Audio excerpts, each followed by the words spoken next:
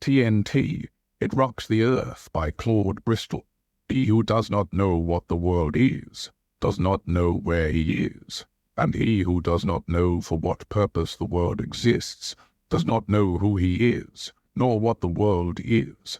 A first-century message for those of you who seek to learn and make progress. I gently lay this in your laps.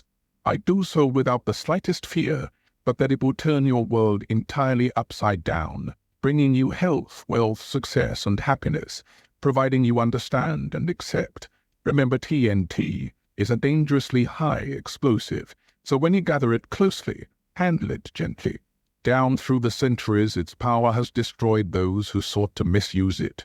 Therefore, exercise great care that it is used only for good. Do not misuse it.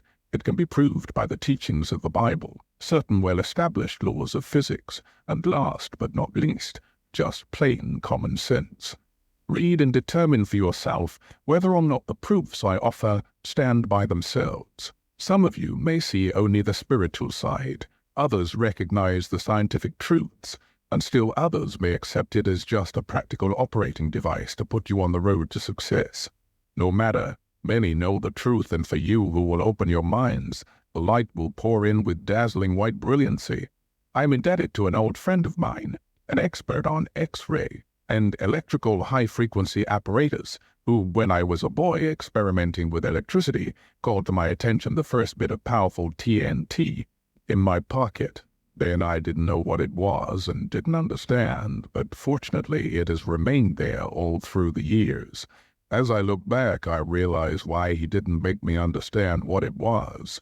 He believed in me and knew that when I was ready to accept it, I would. It's taken nearly 30 years, during which time I sought up and down the highways, looking, seeking, and searching for the secret. Feel in your pocket all of the time. There was some in my pocket, mine for the mere reaching.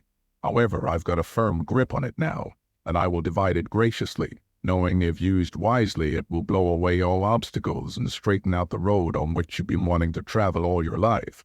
For many years I was a newspaper man, and frequently I was behind the scenes.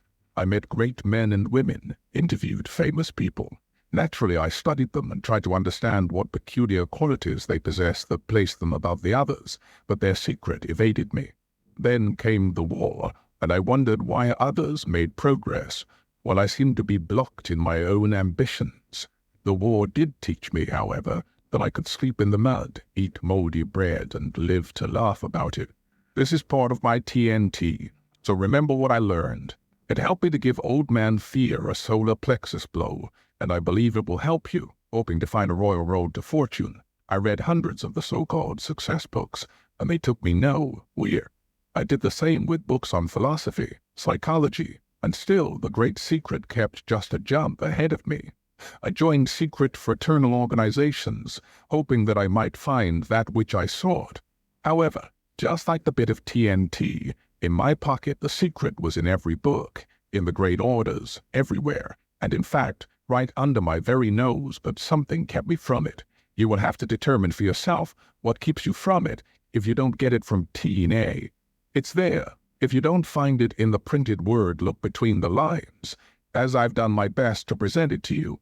Following the war, I became a member of a coast-wide investment banking organization, and during the years I cherished quite a dream, as did thousands of others in all lines of business. Only to discover that the air castles which I builded were on an unstable foundation, that something which turned the world upside down financially entirely obliterated my air castles, and I became afraid. I got lost in the fog. Everywhere I turned, something fell in on me. Are you afraid? As an executive of the organization, my responsibilities multiplied. Our business, due to the economic changes which were taking place in the world, faced a crisis, and many people failing to understand the catastrophe which had overtaken business everywhere were critical, all of which brought worry and many sleepless nights. I found myself dreading to go to my work, fearing that each day would bring added misery. The weeks went on and conditions got worse and worse. I was baffled. Several times I talked about getting out of the business, and one day in the latter part of June 1931, I made up my mind to leave. I mentioned it to one of the women with whom I had been associated for several years and saw nothing but reproach in her eyes. That night I tried to sleep. Again, I found it impossible. I paced the floor for hours. When at about 3:30 in the morning I suddenly stopped and sat down, I was face to face with myself. I could follow the inclination to run and leave the others to carry on by themselves, or I could stay and do my share, a duty which I knew was mine. I caught myself saying almost aloud, "Right is right. It's always been right. It's always been right. It can't be otherwise," something I had been taught since infancy. Suddenly there appeared to be an unfoldment. Out of the air came a voice saying, "What have you been seeking all these years? What were you taught? What did you learn? Where are you going? Where have you been? Where are you going?" I jumped to my feet, crying, "Oh, I know it. I've got it now. It's the secret. That's what they tried to teach you. It is the royal secret, too." Out of the air something told me that I would find those identical words in a book which had many years before been given me and which I had tried to read, failed to understand and put aside. It was written by a great man, Albert Pike, a mystic, a poet, and a scholar. Grabbing it from the shelf, feverishly I ran through the pages. The words were there, and I understood immediately. I now had the key. I could see a broad, smooth highway, and at the end of that highway, a perfect flood of gorgeously beautiful radiance. That's the road you are on now. What a simpleton you have been. They tried to teach you. They tried to help you, and you kept your mind closed, thinking that you alone could find the road and stay on it. Open your mind, I was nearly overcome with the sheer joy of it all. My fears, my worries had disappeared. I smiled. I knew that I was right and that everything would be right for me from then on. I slept like a baby. There was a different atmosphere in the office that day. The oppressive black clouds which hung over us began to fade away. I told the woman, she with the reproachful eyes, what had happened, and she smiled a knowing smile. She helped me get back on the track, and I can never repay her. As one learned man said, all of us are born with the ability to differentiate between right and wrong, and with the ability to achieve, but some of us must run head on into a stone wall, smash ourselves to bits before we really know what it's all about. I hit the wall with a terrific crash, and it was the greatest and finest thing that ever happened to me. Many, noting the transformation, asked for an explanation. I told some of my closest friends. Knowing it will help, I give it to all of you. Since I caught this theme, the book has been put to use by thousands of individuals, firms, and organizations. In addition, I have talked and lectured in person and over the radio to many additional thousands, and I am very happy to say that, without exception, phenomenal results have been obtained by those who have understood and applied the principles and mechanics outlined herein. The morale of our whole organization was at its lowest ebb. Everyone was discouraged, afraid, by the very necessity of things we had to do and about face. My job was doing everything I could to help the other fellow because I knew it was right. At first I was perplexed as to the methods I should employ to help them, but I used my own system in calling upon the subconscious, and the inner voice said that I should talk to them. Right is right. Some were skeptical, but I said to myself, I can prove that I am right. And during the week that followed, I spent every waking hour reviewing the books that I had studied through the years. Naturally, the Bible came first, then followed studies in yogiism, the philosophies of the old Greek and Roman masters, and of the later-day teachers and students. I again deliberated over the meditations of Marcus Aurelius Antoninus, reread Hudson's Law of Psychic Phenomena, another book, The Gist of It, written by a brilliant physician, Aidan by a brilliant physician, Aidan Rochester. Again, I studied my books on physics, electricity, and those on the vibrations of light, and discovered that not only was I right, as I knew I would be, but that peculiarly the same general basic principles ran through them all. I reread numerous books on psychology, and found the same story everywhere. Subsequently, I quoted excerpts, and lo and behold, things began to move. It has occurred to me again and again, but all men and women who use this power are showmen, or to use the words of my newspaper days, headliners, those who hit the front page. Something causes them to toss away the bushel basket under which they hide their heads, and they arise above the commonplace. Surely you will agree they may have the power to the nth degree, but if they do not become headliners, they never get a niche in the Hall of Fame. It doesn't follow that they are newspaper publicity seekers, because some of them are very reticent, and by their very reticence are showmen. Others adopt certain peculiarities or use certain devices to make them stand out from their fellowmen. Some wear an efficacious smile, others scowl, and still others have a certain charm of manner. Long hair, whiskers, and sideburns play their part. Flowing robes and distinctive dress are worn by others. The showmanship of some is evidenced by red neckties, others by spats, effective manners. Where is your niche? Many master the art of oratory, the science of warfare, banking, statesmanship, politics, the arts, but all of them stand out in the full glare of the calcium. Headliners, the number is legion. I mention a few of those of history and today. Demosthenes, Nero, Julius Caesar, Christopher Columbus, Cleopatra, Balzac, de Maupassant, Sir Isaac Newton, Joan of Arc, Cromwell, Edgar Allan Poe, Benjamin Franklin, Alexander Hamilton, Bismarck, Graham Bell, General Grant, Seal Hodes, Pym, T. Barnum, Clemenceau, Kitchener, Woodrow Wilson, Joffre, Sir Thomas Lipton, Foch, Mussolini, Winston Churchill, Charles E. Hughes, Lloyd George, Mahatma Gandhi, Ramsay MacDonald, Will Rogers, Douglas Fairbanks, Roosevelt, Henry Ford, Lindbergh, Alfred E. Smith, Lenin, and Hitler. They have been and are found in every walk of life. Gandhi uses this power, I am sure, and I think he is the greatest headliner of present times. You can find many pictures showing him in the modern, civilized garb of man, but today, and for several years, he has kept his hair cropped short, worn a loincloth, and a pair of huge spectacles. I have no right to say that Gandhi affected this attire for any particular purpose, but I believe he has done it to focus the world's attention upon himself for India's cause.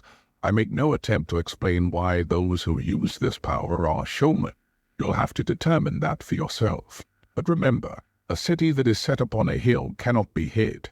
Neither do men light a candle and place it under a bushel. Again, the great truths of life become known only to those who are prepared to accept them. I repeat, thousands who use the power for evil brought on their own destruction. We get out of life exactly what we put into it, no more, no less. When we put in good thoughts, constructive efforts, and do good, then we receive like in return, for whatsoever a man soweth, that shall he also reap. Detonating caps are now set. Caution signals are out. Be careful. A man's true greatness lies in the consciousness of an honest purpose in life, founded on a just estimate of himself and everything else, on frequent self-examinations, and a steady obedience to the rule which he knows to be rule, which he knows to be right, without troubling himself about what others may think or say, or whether they do or do not do that which he thinks and says and does. Marcus Aurelius Antoninus. There are thousands, yes, millions of people seeking the secret, the key to health, riches, happiness, contentment, and a solution of their problems. Through the ages, many men and women had the secret, used the power, and I am positive you can acquire it too if you'll think as you read, accept, and apply the ideas contained herein. What do you want? Where are you going? An old story, I repeat, an old story. Down on a levee in Mississippi, 2 men were dozing. One of them yawned, stretched his arms, and sighed. Gee, I wish I had 1,000,000 watermelons. The other man asked, Ralph, if you had 1,000,000 watermelons, would you give me half of them? No, sir. Would you give me a quarter of them? No, I wouldn't give you a quarter of them. Ralph, if you had 1,000,000 watermelons, wouldn't you give me even 10 of them? No, sir. I wouldn't give you 10 of them. Well, wouldn't you give me 1 lousy watermelon? Say, Sam, I wouldn't give you even a bite of one if I had 1,000,000 watermelons. Why not? Because you're too lazy to wish for yourself. There's much to be gleaned from that story. You'll understand as I proceed.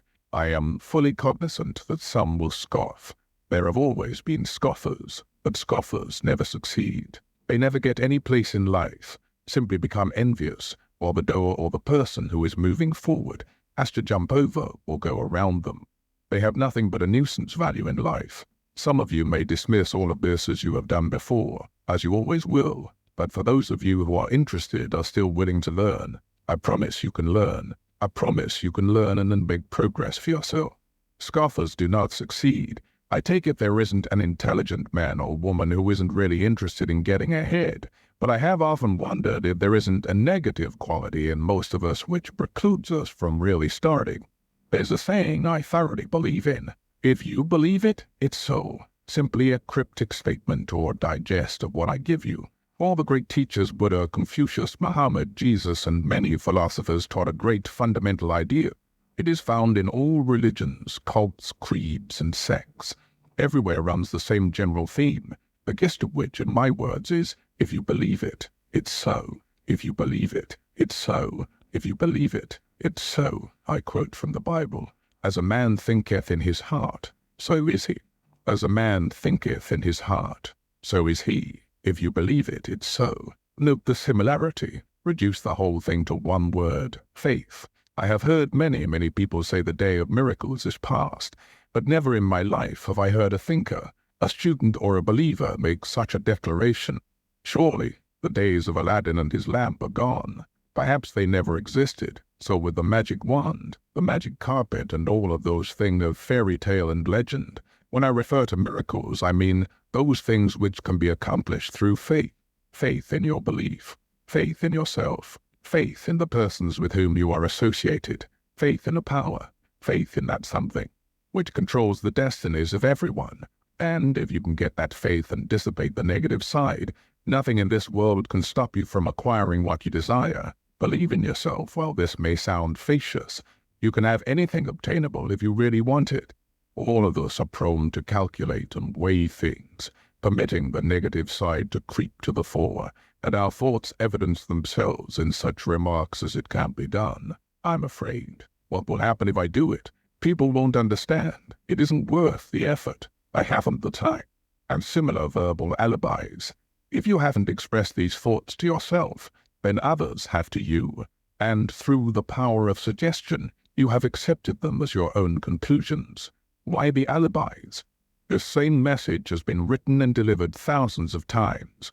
It runs through the Bible. You find it in the great fraternal orders. It led the 3 wise men. The Crusaders carried it. Every outstanding character of history has used it. Moses, Alexander the Great, Napoleon, Shakespeare, Washington, Lincoln, Roosevelt, Wilson, Benjamin Franklin, Edison, Dr.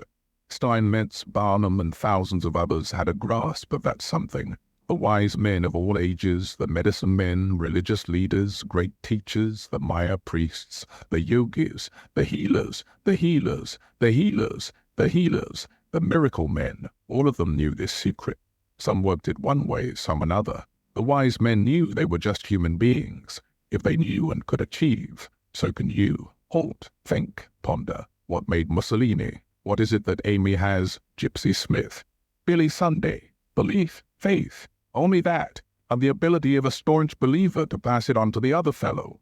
It's the very keynote of all great religions. All big things are started by one person, one believer. It makes no difference where they got the idea originally. All great inventions are the outgrowth of the whole scheme. Faith, faith, faith, belief in yourself, your ideas. All super salesmen know this. They use the power. That's why they are super salesmen. Every community drive, every forward movement, everything worthwhile succeeds because some one person has faith and is able to pass it on and on and on. Think about that. Then think about it some more and think of it again. Meditate over it, and you'll realize that every word is true. Many envy the man or woman getting ahead, who appears to be a financial success, a power, an influence. Did you ever seek the explanation? Everything that anyone has ever done constructively has been done from within himself. Don't envy. Do every one of us, if put on the right track, can accomplish what he or she is after by keeping before him or her my own expression. If you believe it, it's so, and adopting the old adage, where there's a will, there's a way. In other words, get that willpower, that faith, that belief working every minute of the day, 24 hours of the day, 7 days a week, 365 days a year.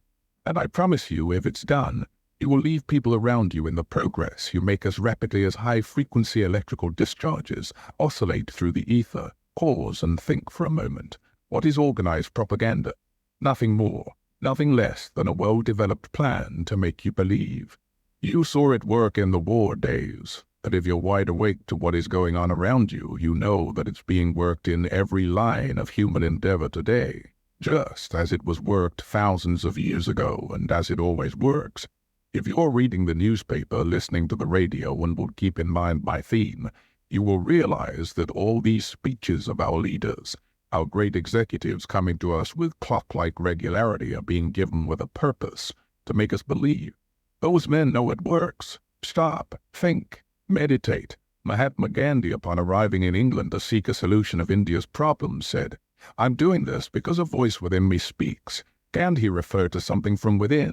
Call it a power. Call it something supernatural. Call it anything you wish. Some refer to it as the subjective mind. Others call it the subconscious mind. Some instinct. Some universal thought. Still others to the impulses coming from within as hunches, divine messages. Spiritualists refer to it as a voice from beyond.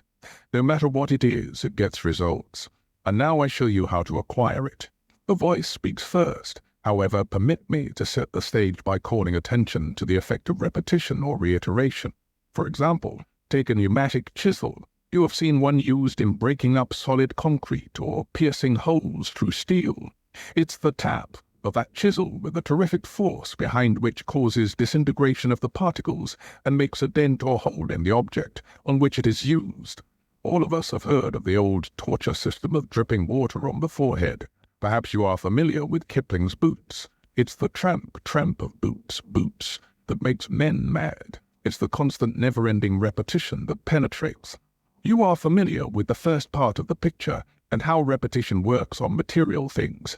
But some of you may not thoroughly understand the second part, but here too, it's the repetition that ultimately makes its impression upon the human mind. The fundamental of advertising is its repetition, its appeal by reiteration, 100 others all impressed on your consciousness by constant repetition. Through the science of repetition, you learn to multiply. Everything you ever memorized was impressed upon your consciousness through repetition. You are constantly being reminded to reaffirm your faith in your religious belief. The same science, again and again. Repetition, reiteration, reaffirmation, and repetition. The connection between the conscious and the subconscious or subjective mind is close. Every student of the subject knows what may be accomplished by definitely contacting the subconscious. When you get a definite detailed picture in your conscious mind by using this process of reiteration or repetition and make the subconscious mind click, you have at your command a power that astounds. The science of suggestion. We hear much about the power of suggestion. We know how easy it is to make a person ill by constantly suggesting to him that he doesn't look well, etc. It's the constant mental review of his crime that makes a lawbreaker confess. As a newspaperman, I have been in on many third-degree sessions. I've seen detectives and prosecutors corner a single individual and shoot questions of that individual until his face was bathed in perspiration.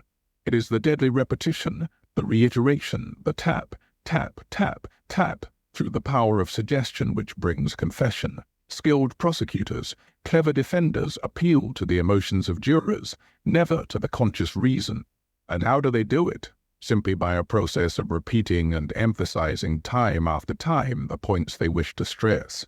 They do it with usage of words and variations of argument. Behind all there is the tap, tap, tap, tap, tap, tap, tapping, the subconscious, making the jurors believe. If you will keep this idea of repetition in mind, you will understand why members of a certain race of people are so successful in business.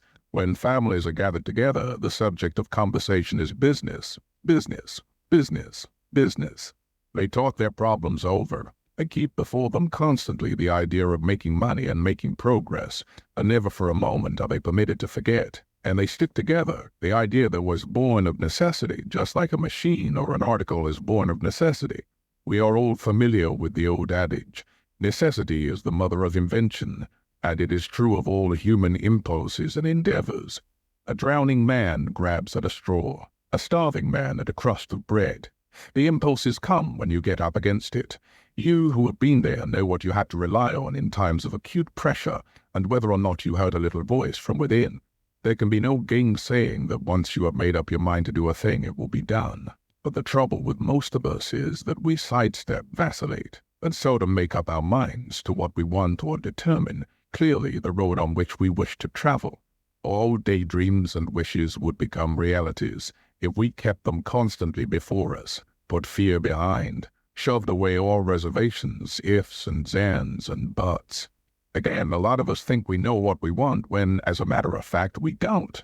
This sounds paradoxical, but if each of us knew what he wanted, he would get it, provided he had the willpower, the stamina, the dynamic force, the fight to go after it. Where are you going? Therefore, the first thing to do is get that spirit of determination. That may be obtained by constantly saying to yourself, I will, I will, I will, and will, and I will, and believe it. Then before you know it, you will have developed a willpower which, coupled with these other things I'm about to explain, will change your whole scheme of things and get you on the road to success. If you haven't the desire to improve your own individual position in life, then you had better stop reading right now and burn this. However, should you have the desire, you are on your way to make progress. No matter whether you be a salesman, an executive, a mechanic, a writer, or what, or whether you are after money, love, improvement in social position, in the legal profession or medical profession, it makes absolutely no difference. You can utilize this power and acquire every single thing you want, whether it be a pair of shoes or a mansion. What do you want? Now, if you have the desire, the foundation is laid. Get a perfect, detailed picture of the exact thing or things you wish. If it is increased sales, fix the exact amounts. If it's something you want the other fellow to do for you, the love of a woman or the love of a man, a new suit of clothes or a new automobile, in thing and everything. No matter what you are after under this system, you can have it, provided the object of desire is morally right and the picture definite and positive. He who knows how to plant shall not have his plant uprooted. He who knows how to hold a thing shall not have it taken away. Lao Tzu, the Chinese mystic, 600 BC. When you have the picture firmly in mind, begin using the tap-tap system, as I have outlined. It is going to be the repetition, the reiteration of that picture upon the subconscious mind that will cause the little voice from within to speak and point out to you accurately and scientifically how you are to proceed to get what you want. And when it has spoken, swing into action immediately. Then, as you move, all obstacles will dissolve into thin air. Adopt this tap system. The idea is to keep the picture or pictures before you constantly, as an aid in the visualization of the things you want and to keep them uppermost in your thoughts. Write a word picture of them on several small cards. Business card size is convenient. Keep them always in your possession and look at them as frequently as possible, bearing in mind the more often you glance at them and visualize the pictures, the firmer become the impressions upon your consciousness. As a suggestion, pin one card above the mirror to be looked at in the morning when you shave.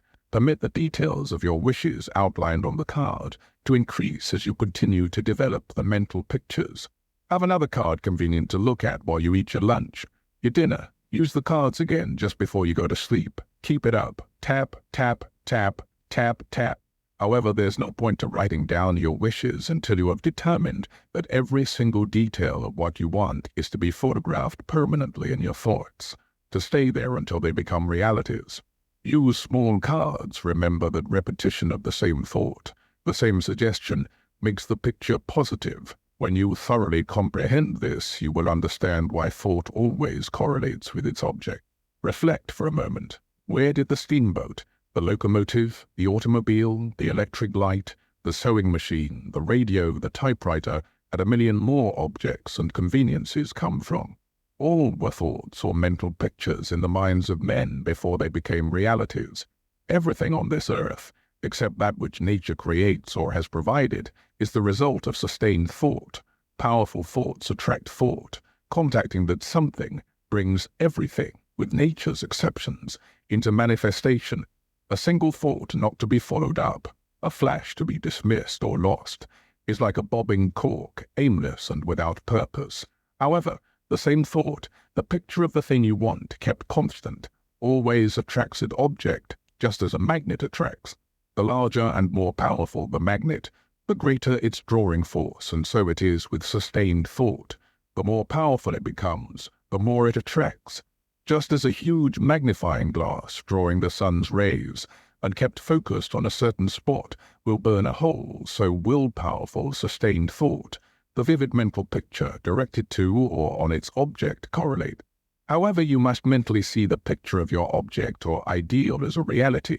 See every detail of the picture as being in existence, just as you want the object or ideal to actually be. Then, as if by magic, the chain will link itself together. Now go back and reread this again until it is permanently impressed upon you. As an additional means of concentration, augment the foregoing formula with the use of a mirror. Daily and as frequently as possible study yourself in the glass. Search deeply into your eyes until you can see the fire of enthusiasm mount and cold, steely determination take the place of doubt and indecision. Get to know yourself thoroughly and keep telling yourself where you are going and what you want. Sooner or later you will see, mentally, at least, the reflection of your innermost desires in the mirror, and your daydreams will begin to take shape.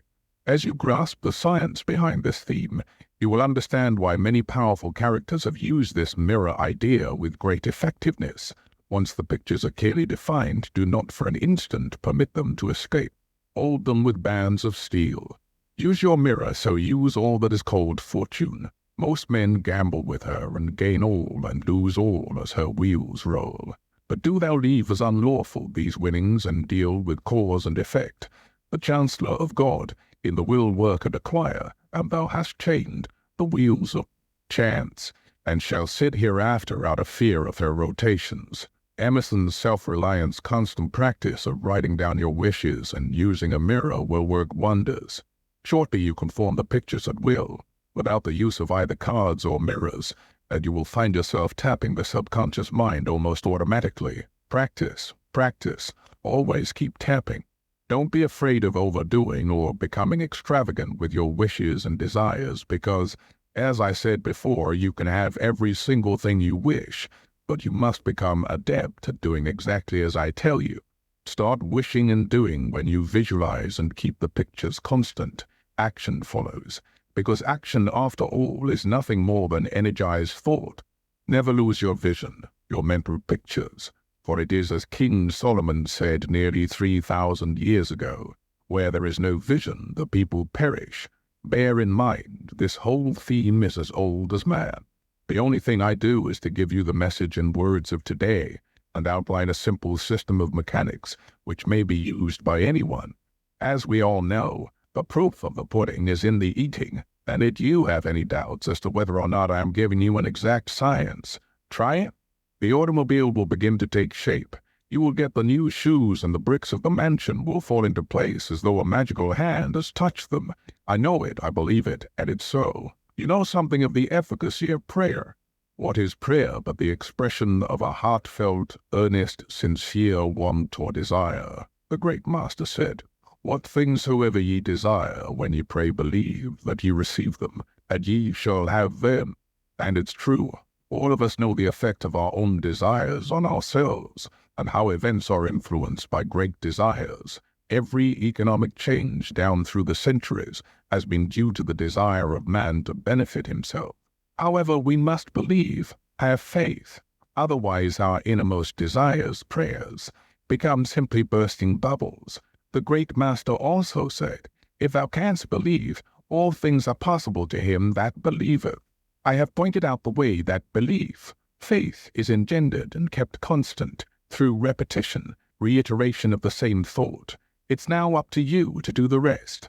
Keep in mind always, as I said before, you are appealing to the subconscious, but something way down deep in all of us, universal thought, to the powerful force behind, that omnipotent power, a supreme intelligence, or whatever you wish to call it. It is easier to go with the current than fight against it, but you must harmonize with others, with everything around you. No longer let thy breathing only act in concert with the air which surrounds thee, but let thy intelligence also now be in harmony with the intelligence which embraces all things.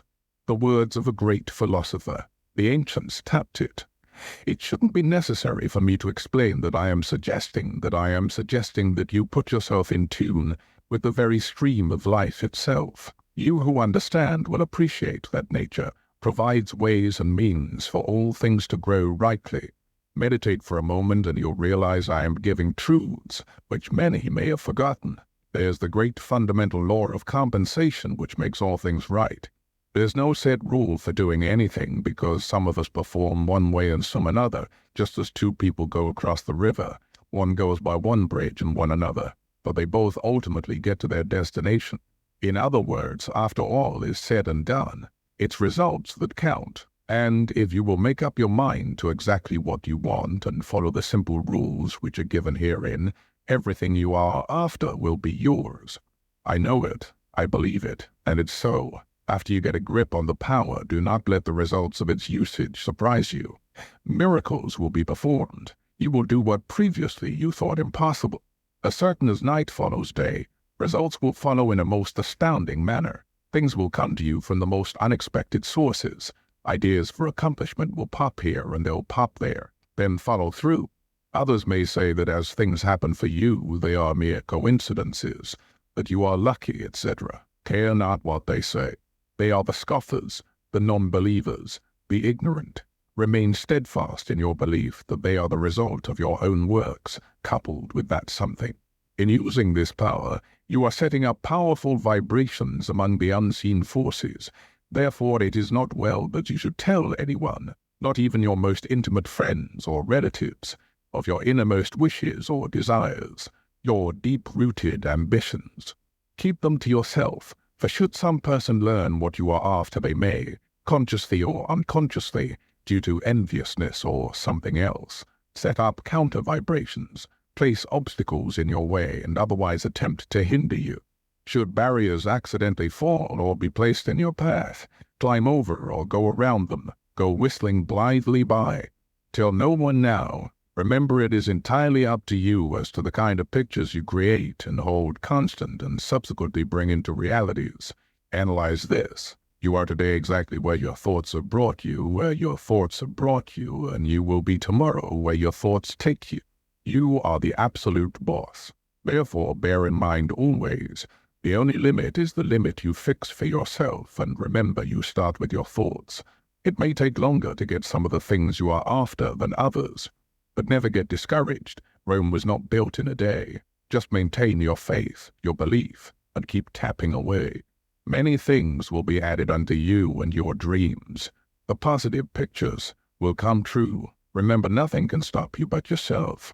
I know it, I believe it, and it's so. I also am one of those who believes that all things are relative. To my way of thinking, if a man can earn $1, he can as easily earn 10. If he has 2 suits of clothes, he can have 10. The only difference is the amount of energy he is willing to expend, and this goes for acquiring $100 to $1,000, and from then on, it is a matter of only adding ciphers.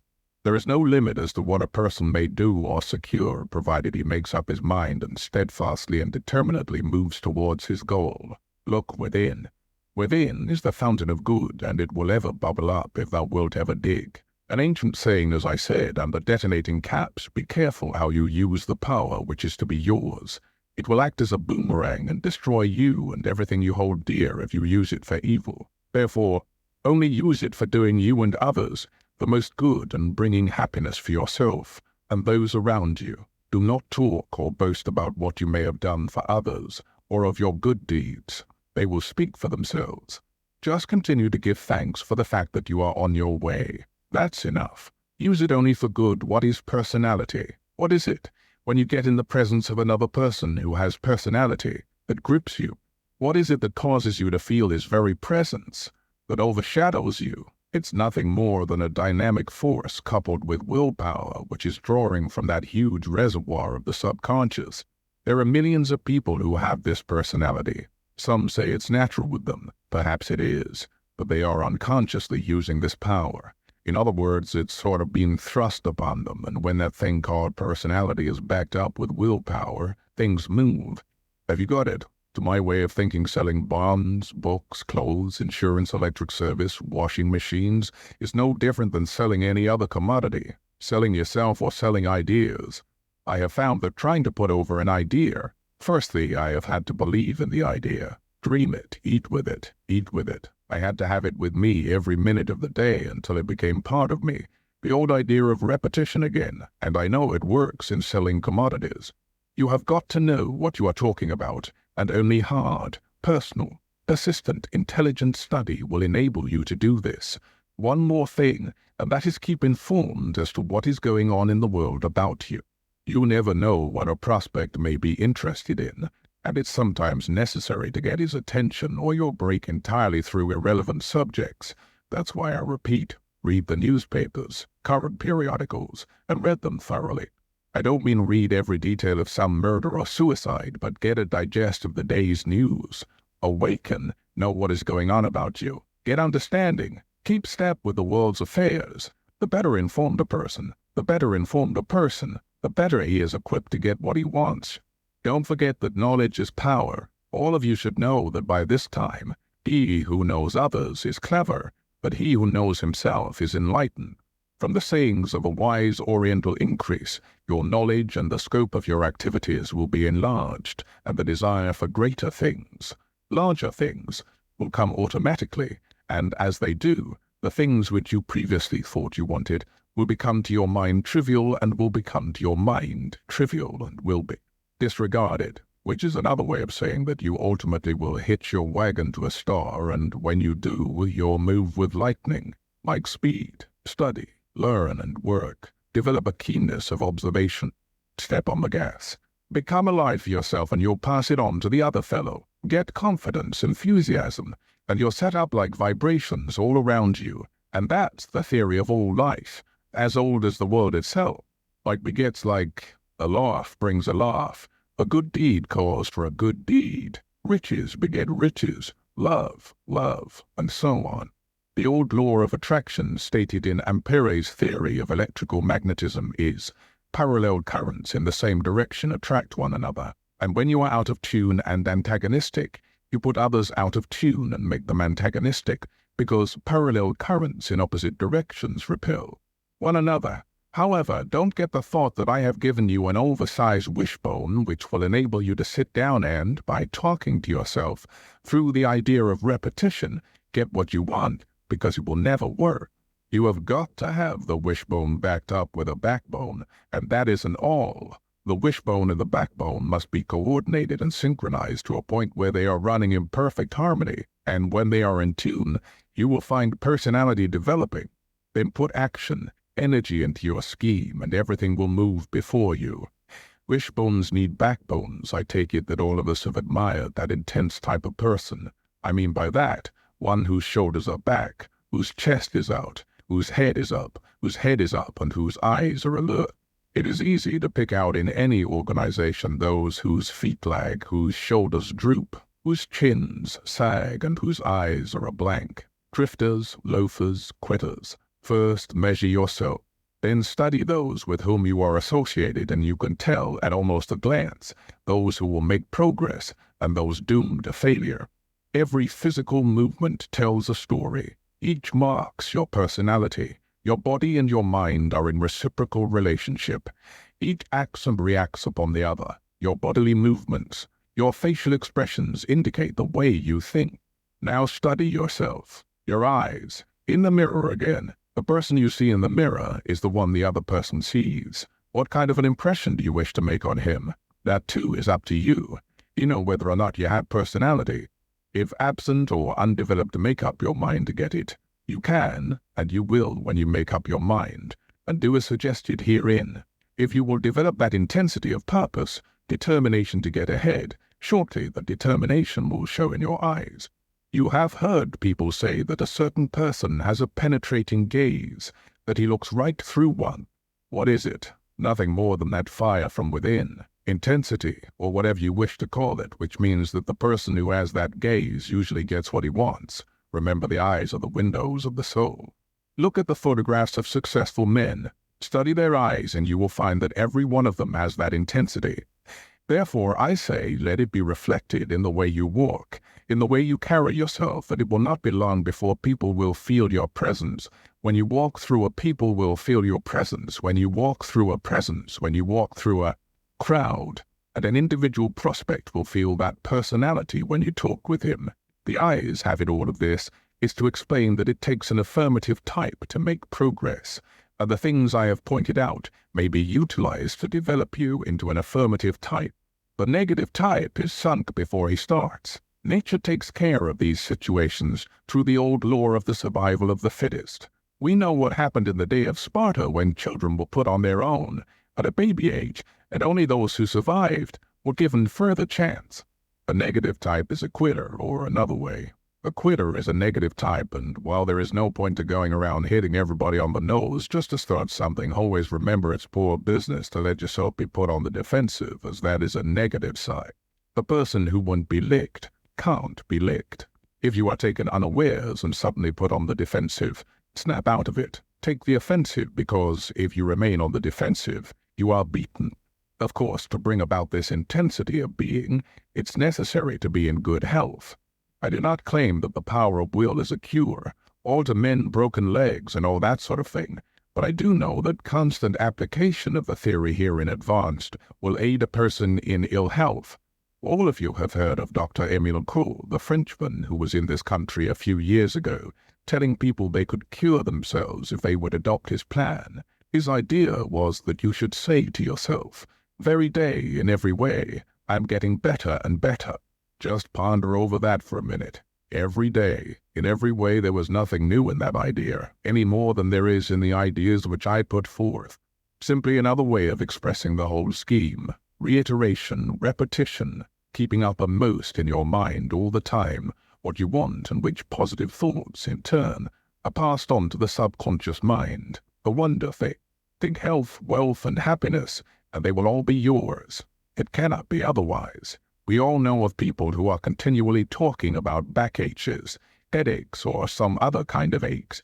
They harp on them, and the first thing they know, with that reiteration, the aches become realities. If you have such an ache or pain, there is no point to talking about it. Neither is there any point to talking about your worries, your troubles. Do not talk about them. Do not think about them. Then they will not be in your mind. It is the repetition that keeps them there. Shift your gears. Reverse the process. Get away from the negative side and become an affirmative type. Think affirmatively, and the first thing you know, your aches, worries, and troubles will disappear. If thou art pained by any external thing, it is not this thing which disturbs thee, but thy own judgment about it. And it is in thy power to wipe out this judgment now. But if anything in thy own disposition gives thee pain, who hinders thee from correcting thy opinion? If philosophy of the ages, when a train roars across the track in front of you, you put on the brakes of your automobile, throw the gears into neutral and idle your engine, you are on your way again just as soon as the train passes, but you suddenly do not throw your gears into reverse and go backwards, backwards. Are you in reverse?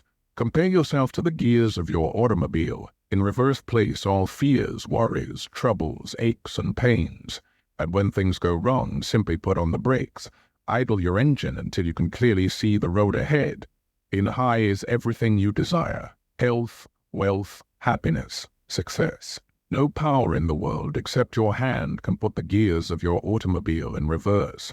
If your own gears get in reverse, remember you alone put them there. And you put them there with your own thoughts, because there is nothing either good or bad, but thinking makes it so. Therefore, as you think, you move either forward or backward, in high gear or in reverse. When you place yourself in reverse, worry, stew, and fret, you are using the tap idea to bring into existence the things you would most avoid. Some 3,500 years ago, Job said, "For the thing which I greatly feared is come upon me, and that which I too was afraid of is come unto me." Certainly they came upon him because he, in his fears, pictured them. He used the immutable law to attract them. Just as you bring the good things which you want into reality by holding the positive thoughts constant, so do you bring the bad things, those which you fear, by holding the worry, the negative thoughts constant. If you have read this far, then you must realize that when you look after your thoughts, then your thoughts will look after you. Therefore, which will it be? Grief, trouble, ill health, worry, failure, or health, worry, failure, or health, wealth, happiness, success. It's entirely up to you. No power on this earth, but you can direct your thoughts, and the way you use your will to keep your thoughts positive is a matter solely under your control. Therefore, lose no time in erecting a steel wall on the right side of the reverse gear. Close the door of yesterday. Keep it closed always. then shift from low gear into high and stay there. Which will it be? Those of you with your own business, increase your business, or if you're a salesman, your sales, as a result of your own thinking. When others tell you that business is bad, things are tough, going to the bow wows, etc., and you accept their thoughts and make them your own, your business will go to the bow wows. Have no doubt about that. Then as you talk to others with your chin on your chest, your feet dragging in the front of a professional mourner, then you tap them down, and the more you circulate and the more you talk. Tapping with the same story, especially if you think and talk with an air of conviction. The B, think and talk with an air of conviction, the more damage you do. You are setting up thought.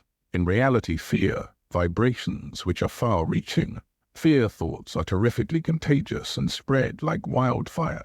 Conversely, as you direct your thoughts, visualizing towards increasing your business, your sales, your profits, etc., have no misgivings of your own, keeping your mind closed to the downward tapping thoughts of others, and put enthusiasm, energy, and action into your program, your business, your program, your business, your sales automatically will increase. You must keep in mind always that the intense fire of enthusiasm from within becomes a conflagration which affects all on your wavelength as long as you radiate it. The vibrations you set up with your powerful rays of enthusiasm inspire others, raise them up, build and attract business, just as fear vibrations tap others down, repel and destroy.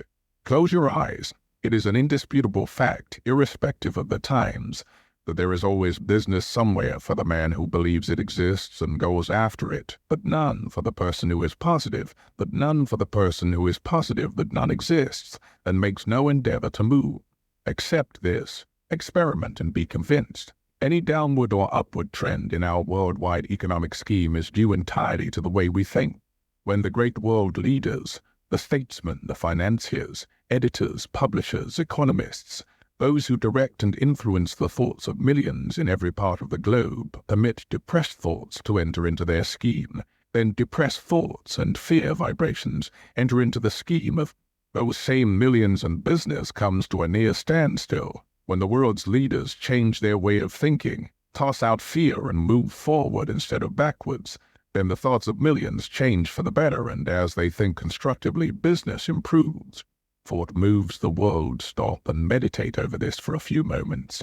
You will realize that thought operating in reverse was the great underlying factor which brought on the so-called economic depression. Human beings are human beings the world over, whether in Prague or Timbuktu, all subject to the same emotions, the same influences, the same vibrations. And what is a community, a city, a nation, but merely a collection of individual humans? As a man thinketh in his heart, so is he. As members of a community think, so they are. As a city thinks, so is it. And as a nation thinks, so is it. There is no other conclusion.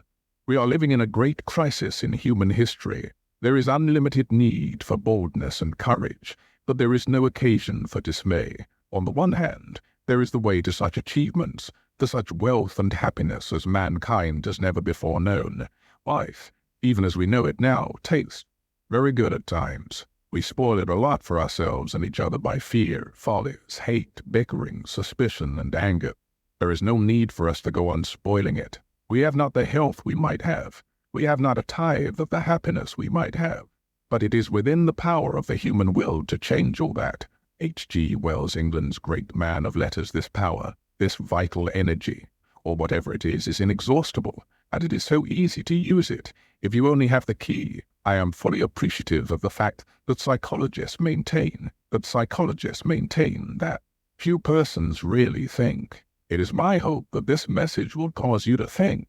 If you dismiss it as so much balderdash, then I shall know that you have never understood or appreciated how the great characters of history whom I have previously mentioned, and many others with whom you yourself should be familiar, made names for themselves, or gained niches in the Hall of Fame.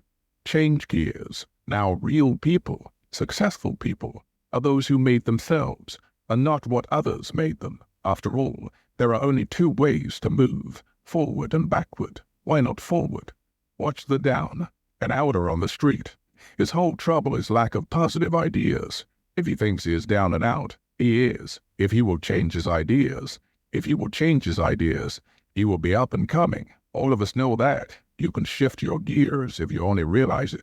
You have been told how to keep out of reverse, and it is simply a mechanical process for yourself. Understand, and you will always keep your gears in high and move forward.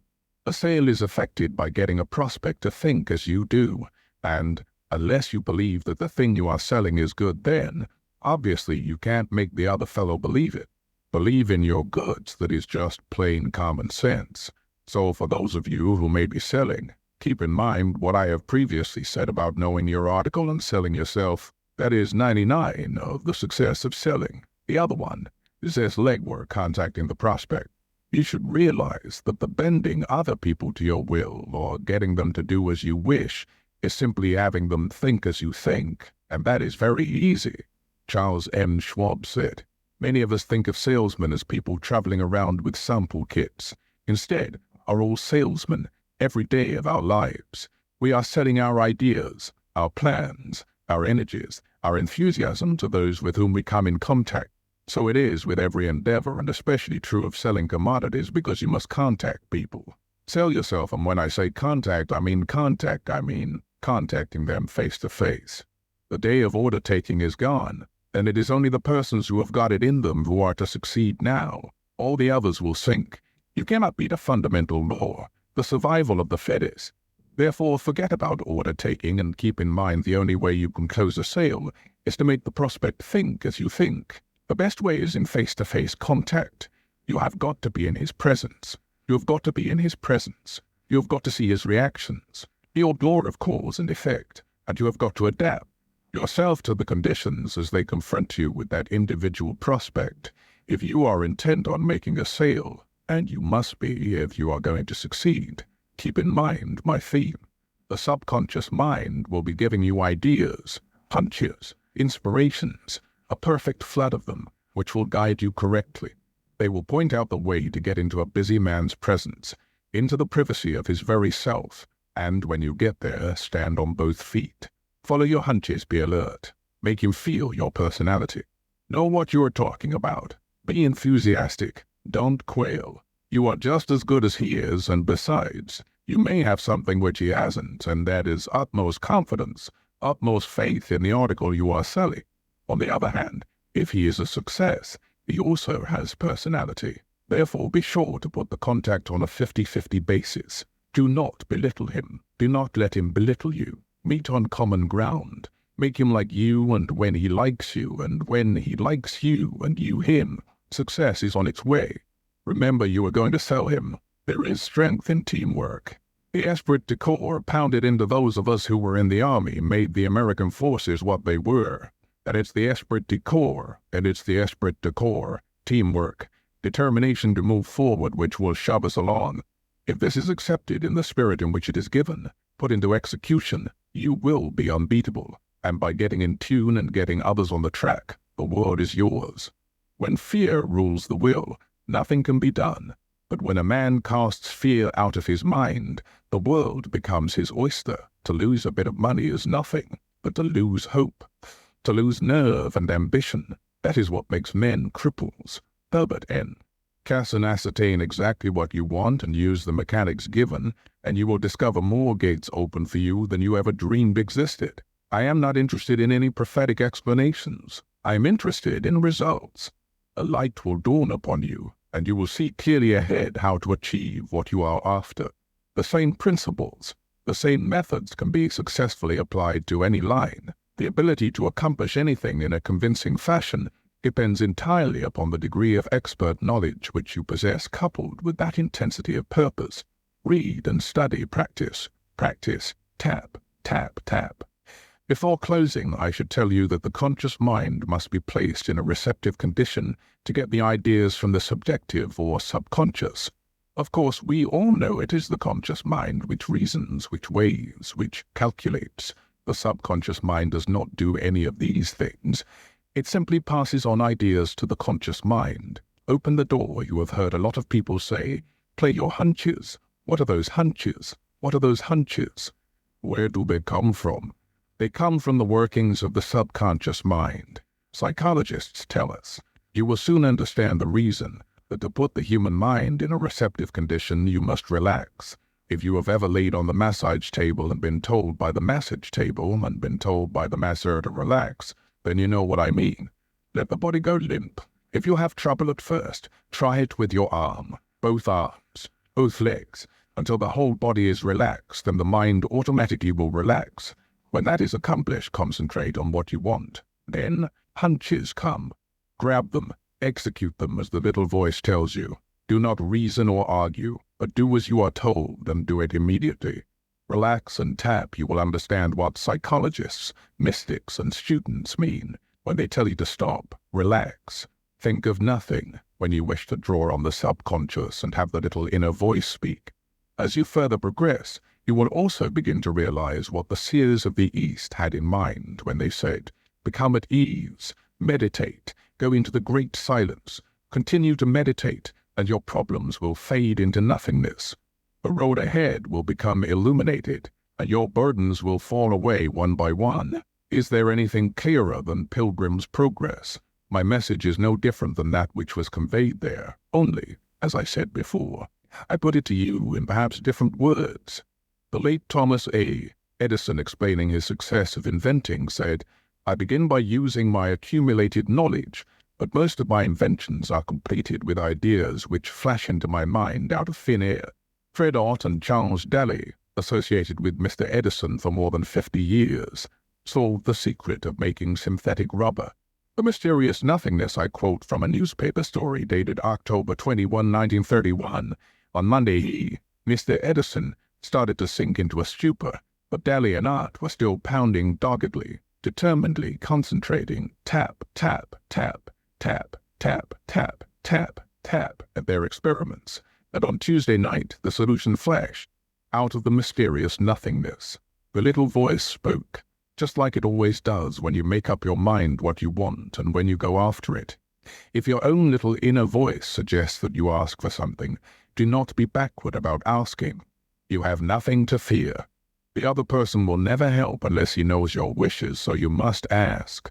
Accept the theory advanced herein and practice intelligently, and the voice will speak just like it did for Edison, Ott, Daly, and thousands of others, and you will get results, or will be yours.